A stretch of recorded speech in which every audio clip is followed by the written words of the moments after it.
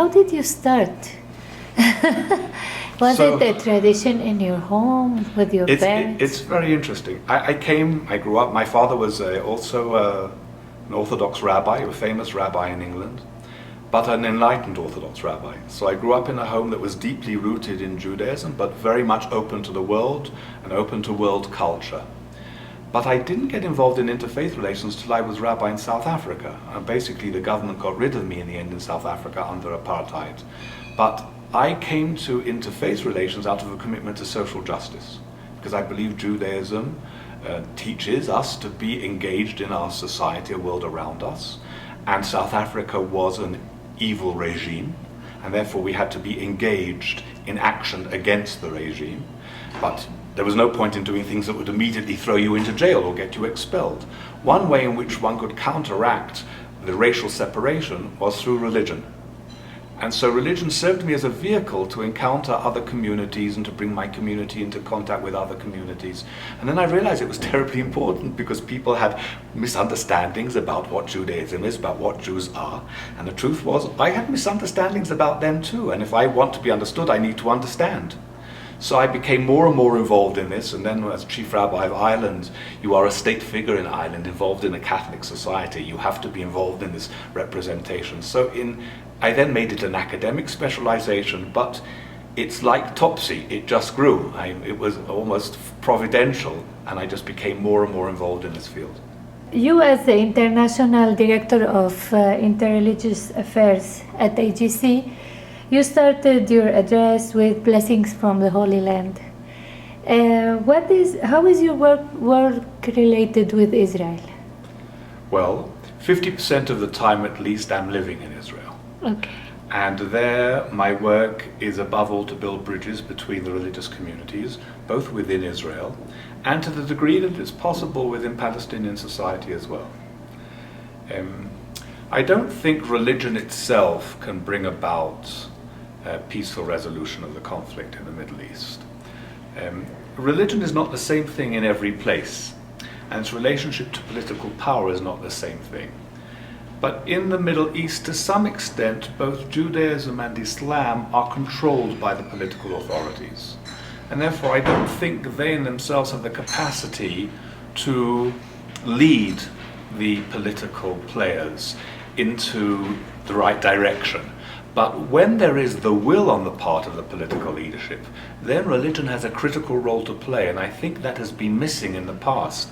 I think diplomats and politicians have perceived that because religion is often part of the problem, therefore the best thing to do is to ignore it. But that's a fallacy. If you don't want religion to be part of the problem, you have to make it part of the solution, and you have to engage it constructively. If you don't empower the moderate voices, you play into the hands of the extremists. So part of what I try to do is to help create structures by which religious voices can be heard better.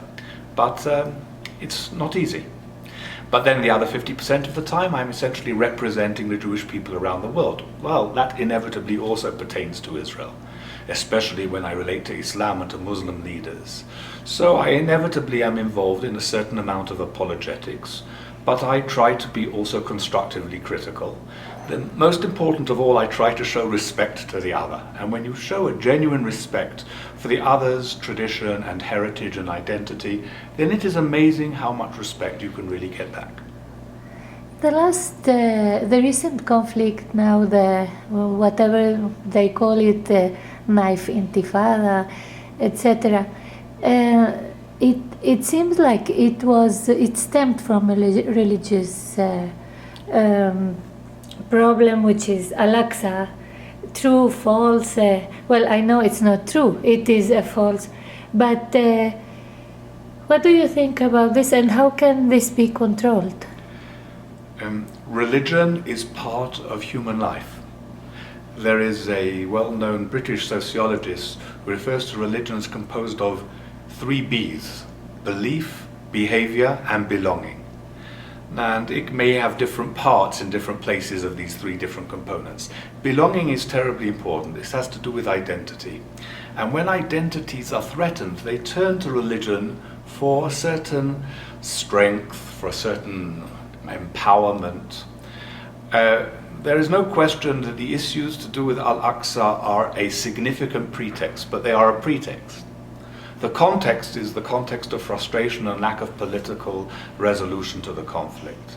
And therefore, while one must do everything one can to calm the waters in terms of the religious exploitation, and from a Jewish point of view, that shouldn't be too hard to do, because the normative mainstream Jewish rabbinic authority is against going onto the Temple Mount.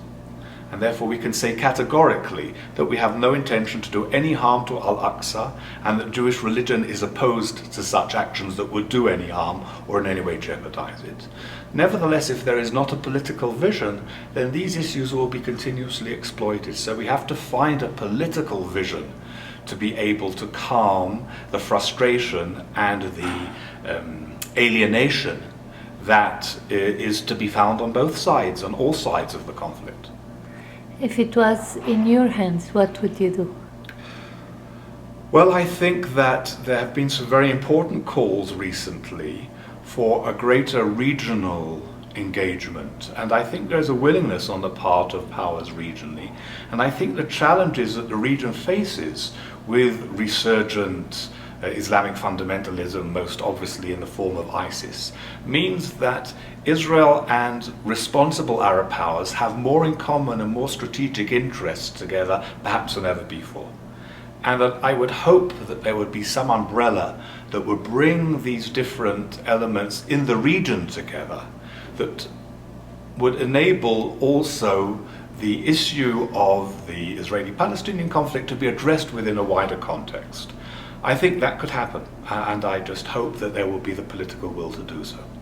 Talking about Arab allies to Israel, you are part of the King Abdullah Foundation, which is from Saudi Arabia, and there was a lot of talk about an alliance between Saudi Arabia and Israel being the things that they are. And what can you tell us about it? Well, this is implicit in what I was saying before about some greater regional cooperation. And let me come back to the Kaisid, to the center, in a moment. But just politically, I think that if there were the right aegis, the right umbrella, there was the possibility of much more cooperation by the various interested parties in the region at large. And I think that there are common strategic interests, and we know that there are not officially revealed but more contacts today between Israel and Gulf and as well as Saudi elements than there have been in the past. So I think this spirit is ready and waiting if it can be led by responsible elements. But this is to some extent out of my mandate, because my mandate is not political. I'm not responsible for political ideas or solutions or innovations. My responsibility is building relations between the religious communities. And that is the significance of this initiative in Vienna. This initiative comes from Saudi Arabia, it comes from the late King Abdullah, but this center was established by 3 nations, Saudi Arabia, Austria and Spain, together with the Vatican. But it's the first ever interfaith initiative to come out of the heart of the Arab Muslim world. That's why it's enormously significant. Obviously there are interests at play here, but the fact that there are interests at play does not in any way diminish from the significance of this opportunity. And those who say, well, Saudi Arabia has all kinds of problems with human rights and there isn't a question of religious freedom, are of course right.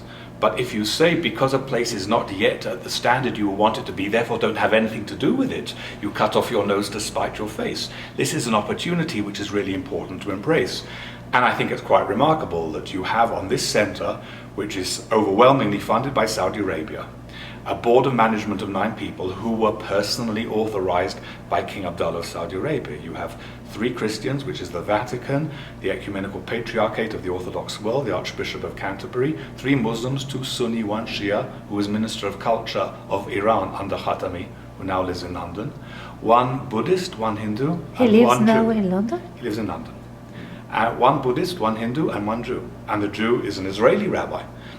aside from the activities of KAICID, of the King Abdullah International Center, which give me an opportunity to be able to meet people from societies within the Arab Muslim world who I wouldn't necessarily meet as a regular course of affairs, I am able to, if you like, represent the Jewish people and to a degree Israel's interests in places where its voice would not necessarily be heard. So that is a great opportunity also in and of itself.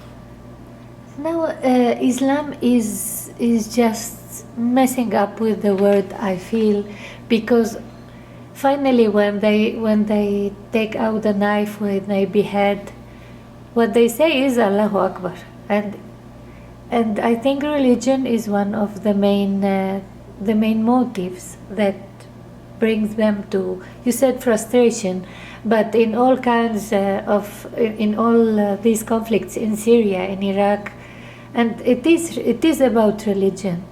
You see, it is only for us in the Western world, we now can compartmentalize and we can separate issues of identity, of culture, of nationality from religion. But that's a very new phenomenon in the history of humankind. For most of history, also for the Christian and the Jewish world, there was no such separation. Your religion is part of your identity, it's part of who you are, it has to do with everything, every part of you. That's true for the vast majority of the Muslim world that is not part of the 21st century. In many respects, these are pre-modern societies. And therefore, religion is an expression of identity in all its ramifications. So if you feel threatened, if you feel humiliated, if you feel challenged in any certain way, religion is part of the response to that situation. You can't separate it. You can't say religion is the problem any more than you can say nationhood, ethnicity, or humanity is the problem. It's part of people's identity. So how do you respond to that? Obviously, we have to protect ourselves against bad people, whether they are Christians, Jews, or Muslims, or Buddhists, or whoever. We have to have good security. We have to have good intelligence. But that's not enough. You need to be not only reactive, you have to be proactive. And to be proactive means to try to dry up the sources of alienation and of humiliation and of hostility. These can be economic, these can be social, these can be political. But above all, they're psychological. They are a sense that I am not respected, I am humiliated, I am considered inferior. And that is why interfaith relations are so important in combating extremism. Because if you encounter the other on the basis of respect, and you give him or her the sense that they are valued, then you can actually change the psychology that nurtures violence and hostility. Do you think that's the problem with the West, that they don't understand that religion is, that a human being is a whole? Is that the problem? I think it's one of the problems that the West does not understand the mentality of societies that are in a different place. And there is often not a willingness to try to understand it, always to assess it according to our own particular criteria. And that can very often be totally counterproductive. And do you think the United States also has this problem, like wanting to impose democracy in the Arab world? Yes and no. The desire to impose democracy flows, I believe, from a sense of the dignity and the value of the human person. That is something that needs to be articulated. And therefore you need to be able to articulate that value to somebody who does not come from a democratic system in a different way. But you can say the same thing in a different way. In other words, how do we magnify the dignity, the sanctity of the human being? That is heard by a Muslim ear totally different from how do we impose democracy on you. It amounts to the same thing. But you need to find the language to be able to communicate, and the language in which you will be heard. And the language of saying we are bringing you democracy is not the language that was necessarily going to be listened to. So I think what we need in our world, we need good security, we need effective military protection, but we also need a little more modesty. We need a little more humility in the way we talk, and a little less self-righteousness. How would you talk to yourself to the Arab world? What would you tell them? First of all, I say to them that it is a tragedy that the beauty within your heritage and the noble values are not known to the Western world as you should want them to be known. And that actions which disparage Western standards, now I'm coming from the other side, this is the other side of the coin. If they speak towards a Western world that this is corrupt, degenerate, it has no values, it is all sordid and filthy, then how are people going to be able to listen to you and see that you've got something good to offer? They're not going to hear it.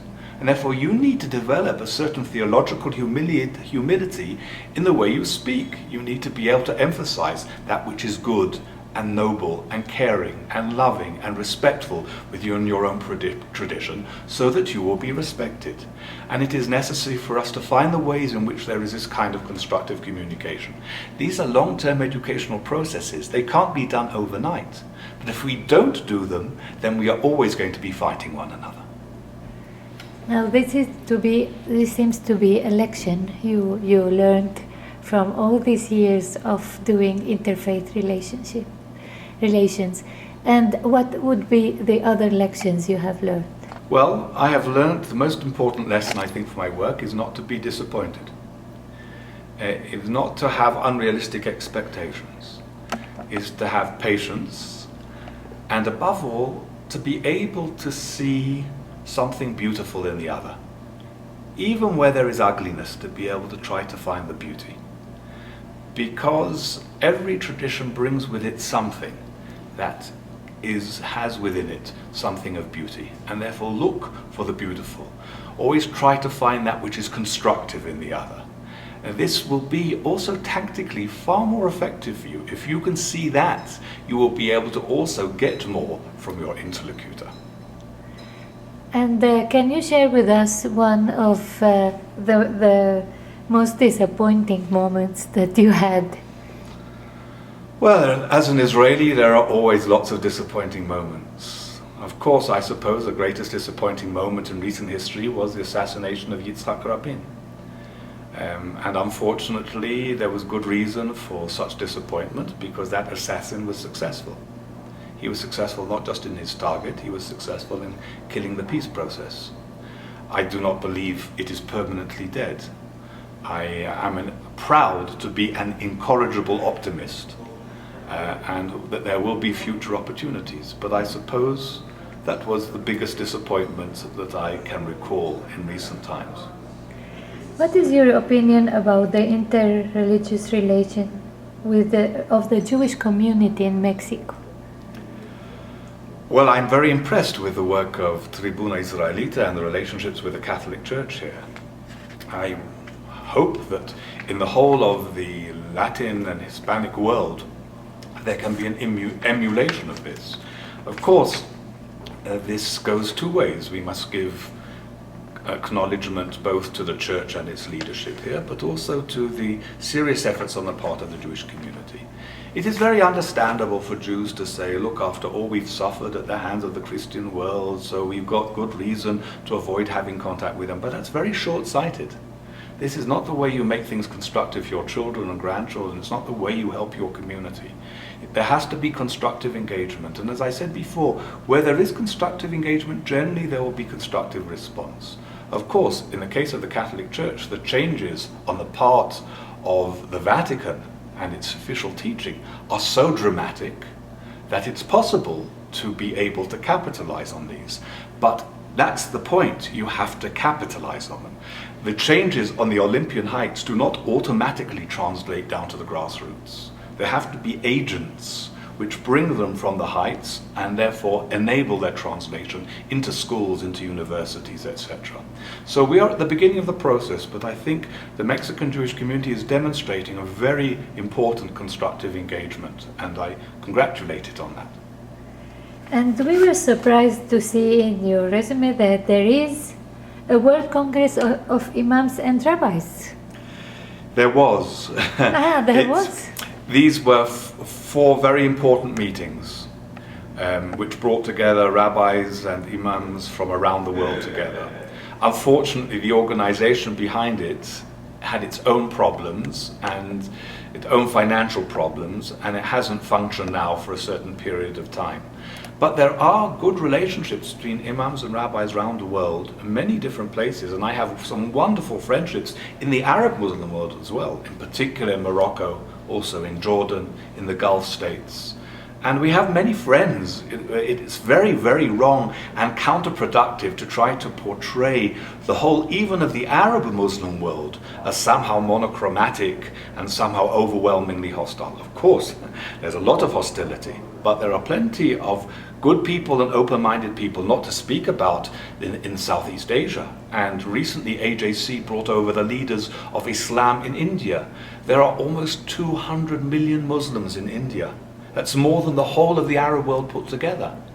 And we brought over leadership from the Indian Muslim world. For them to see Israel, it was an eye-opener. And I don't say we've made them into Zionists, but when they go back, they won't talk. They don't talk in the same way that they spoke before. So there's a lot of good we can do through these interactions with Muslim religious leadership. What is the method you advise us to adopt regarding interfaith relationship and regarding Hasbara for Israel, from your point of view? I think you will always do better if you emphasize the good rather than trying to battle that which is debatable. Our narrative with regards to the situation in Israel is different from the Palestinian narrative. It's different from the Arab narrative. I don't say we must ignore our self-defense and not defend ourselves when we are misrepresented. But again, this is defensive. And this defensive, reactive is not enough. We have to be proactive.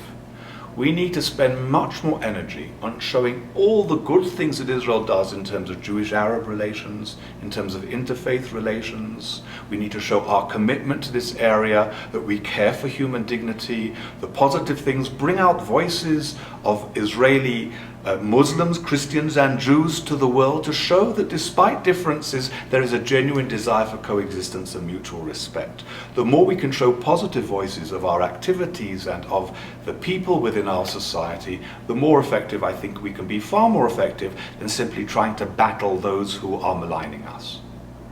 And what about victimization?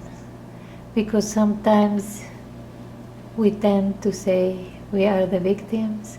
Some people say from being David, we became Goliath, and this is our problem. So we need to show that we are the victims. We are the victims of the Holocaust. We are the victims of whatever is going on. There is Gaza. We left it, etc. So I understand this need for sympathy and to be able to have the world understand your pain and your suffering, and this is obviously a very profound need. But in terms of Hasbara, in terms of your own advocacy, it does not work effectively on young people. Young people are not interested in your pain. They're interested in what are you doing constructively. And the more you can show what good things you do and what positive aspects are to your life, the more you will have the empathy, the sympathy of the world, and simply on the basis of your own suffering and pain. I'm not saying, again, that you must not defend yourself. I'm not saying that you must not defend yourself against wrong argumentation. But I'm saying reactive is not enough. We have to be proactive. And proactive means to be positive, not just to say, I'm in pain, please sympathize with me.